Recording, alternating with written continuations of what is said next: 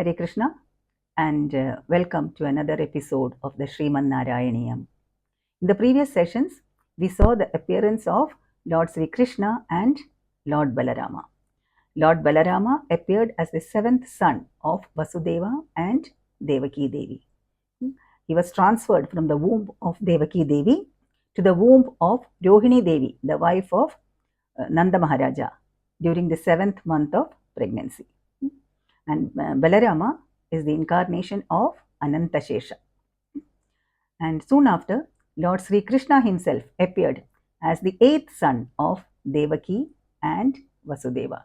He appeared from the mind, from the heart of Devaki Devi. Soon after his appearance, as per his instructions, Vasudeva took him to Gokulam and exchanged him with the newly born baby girl of Yashoda Maya, the wife of Nanda Maharaja.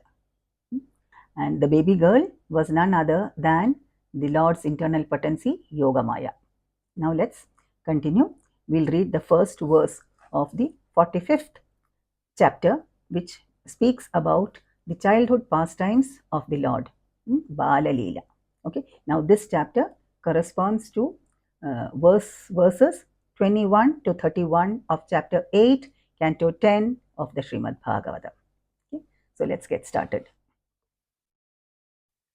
ऐसबलमुरारे पाणिजानुप्रचारै किमपि भवनभागान् पोषयन्तौ भवन्तौ चलितचरणकञ्चौ मञ्जुमञ्जीरचिञ्जा श्रवणकुतुकभाजौ चेरतुश्चारुवेगान्.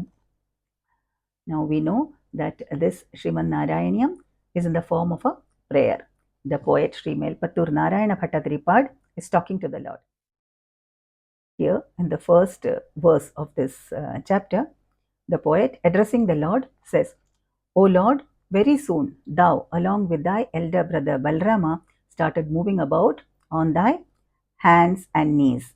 Thou looked so beautiful and thy movements adorned the house of Nanda Baba.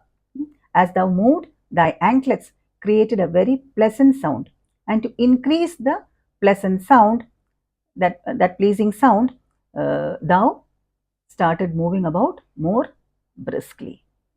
Now the Lord's gentle smile revealed his newly cut teeth, and his lustrous locks of hair streamed across his beautiful face, and his body was adorned, their bodies were adorned with ornaments, and as the Lord moved, his armlets slipped and fell down to the wrist, which was again adorned with bracelets. Okay, and both Balarama and Lord Krishna, they captivated the minds of all the onlookers and also the minds of all the people of the world. Gradually, their lordships started walking and running, and all the people followed them as they ran. Sometimes they would scream, sometimes they would laugh while running, and then turn back to see the ecstasy of the people who followed them. While running, sometimes they would fall down and get tainted with mud. And here the poet says, at that time, the taintless sages in heaven would smile and pay obeisances to the Lord. Okay.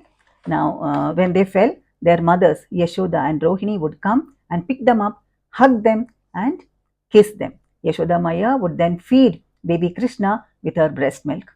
And Krishna, as he sucked Yashoda Maya's breast, would look up at her face and smile, revealing his jasmine bud-like teeth. Okay, and here the poet again says how fortunate was Yashoda Maya. Next, as the Lord started walking, he played with the boys in the neighborhood and chased the pet parrots, cats, and calves of the neighboring houses. And the Gopas had to restrain him from doing so. Wherever the Lord went with his elder brother Haladar or Balaram, the Gopis kept watching them in excitement, forgetting their household chores. The Lord used to sing and dance to the tunes of the Gopis, who offered him butter, milk, ghee, etc. in return. Then the Lord thought, in the house of Mahabali, I had to go begging. Okay, now I'm not going to beg anymore. We have seen this in an earlier chapter, right? When the Lord appeared as Vamana Deva, he went begging for 3 steps of land to the house of Mahabali, right? So now the Lord says, I'm not going to beg anymore. He then resorted to clever and delightful ways of stealing curd, butter, etc. from the gopis' houses. Okay. However, the gopis did not have place for any anger or sorrow in their hearts, and they didn't feel any dearth for milk or anything else either, because the Lord had stolen their hearts and had immersed them in the ocean of bliss. Okay, and here the poet Sriman Pattur Narayana Bhattatiripad winds up this chapter saying, to that Lord who resides here in Guruvayur, I pray to please eradicate my ailments. That's about chapter 45.